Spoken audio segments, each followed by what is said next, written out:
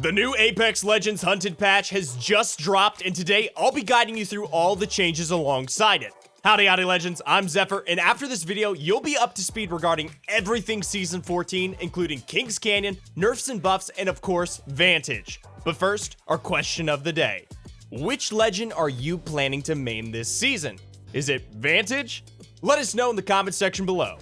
Map changes. The map getting some changes this season is Kings Canyon. A fan favorite of the past, it has become less popular and enjoyable over the last few years. Primarily because the map feels a lot smaller thanks to much greater movement that legends like Valkyrie bring to the game.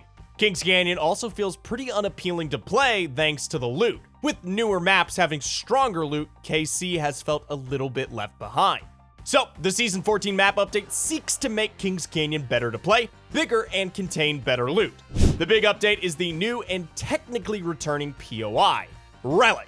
Relic is the long-awaited return of Skulltown. Technically, it is a new POI, but it is the remnants of Skulltown dug up, and it's pretty similar. The buildings are the same style, but laid out in a slightly different pattern. This POI does replace Salvage, so there is still the same number of locations on the map, but it does add a bit more room. Worried it won't feel like Skulltown did? Respawn says that the winding, interconnected buildings of the center village should provide a frantic and nostalgic experience for Legends. Cage has also been hit with some changes, having the sidewalls removed and a layer taken down. If you love to sit in Cage with a charge rifle, Karma has finally come for you.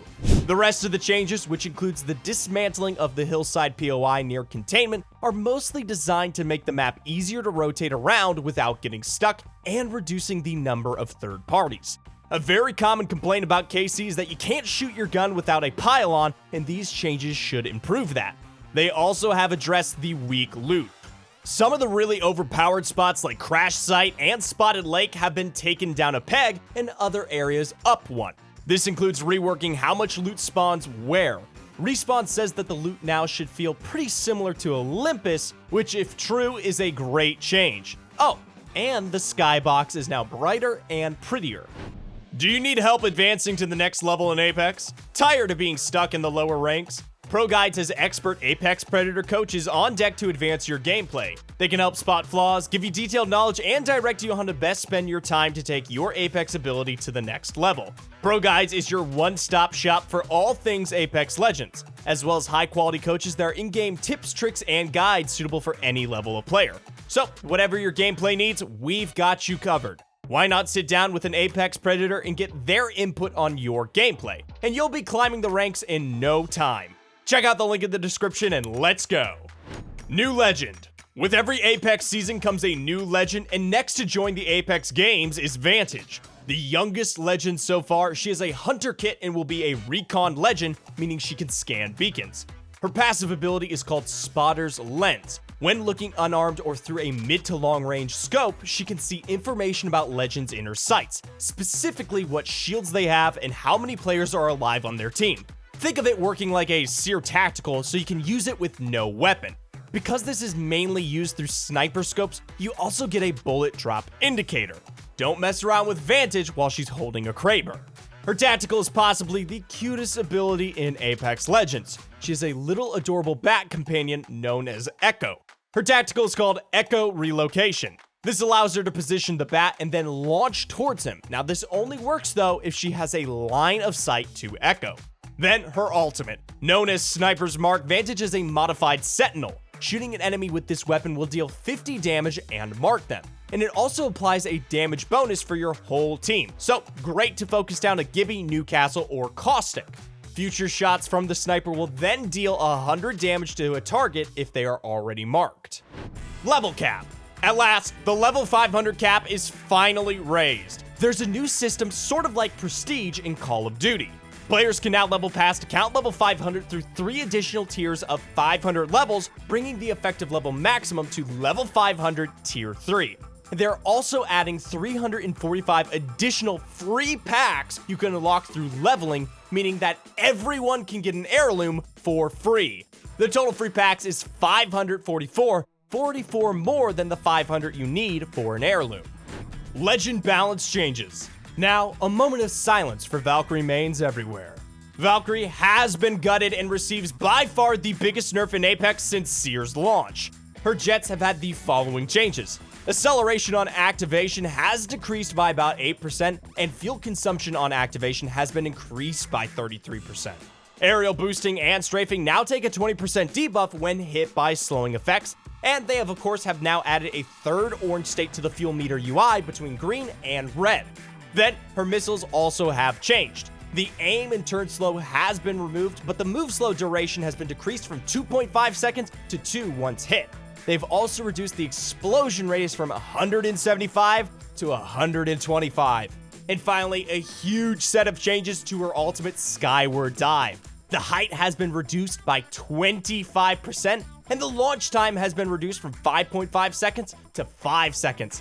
Coupled with that height reduction, players in Valk's ult now travel upwards at a slightly slower speed. Elsewhere, Horizon's ultimate now takes more damage from explosives and has a different hitbox, so it's easier to destroy. Respawn also announced after the patch notes release that the Horizon ultimate now takes friendly fire, so the old tactic of throwing your grenades into it will damage the black hole.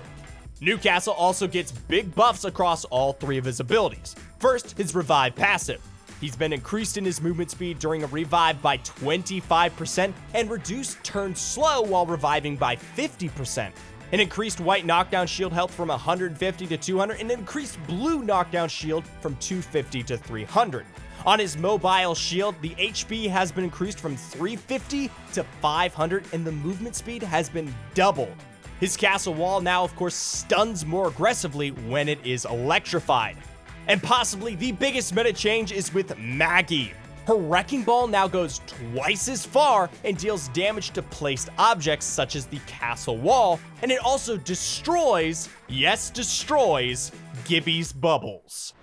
Weapon balance changes. Over on the weapon side of things, there are some major changes. The Wingman and Car are now out of the crafter, replaced by the Turbo Devo and the RE45 with hammer points.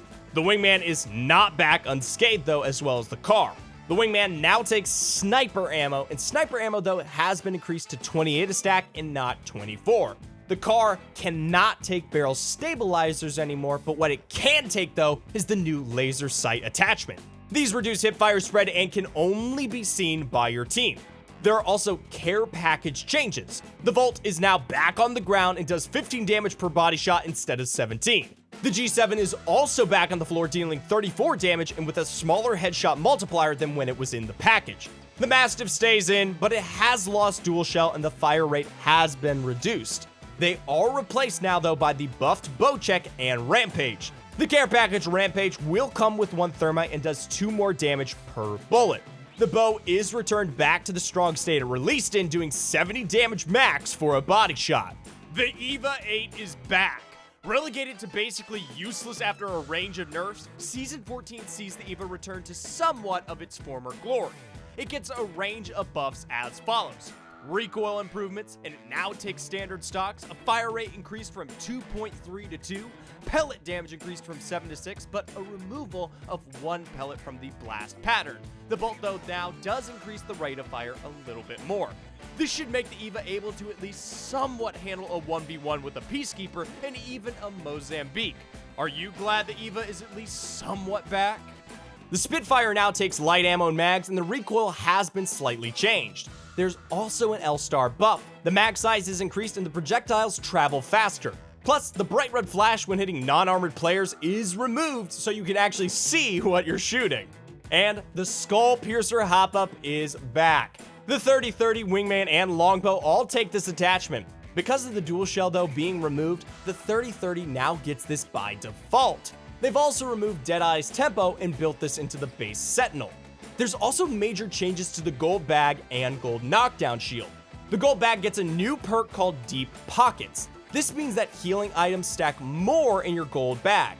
Batteries and medkits now stack to 3 in your inventory, and Phoenix kits now stack to 2 with this equipped. The old Guardian Angel perk transfers over to the gold knockdown shield. This means that you need to let your Gibby, Lifeline, or Newcastle get that gold knockdown, but not the gold bag.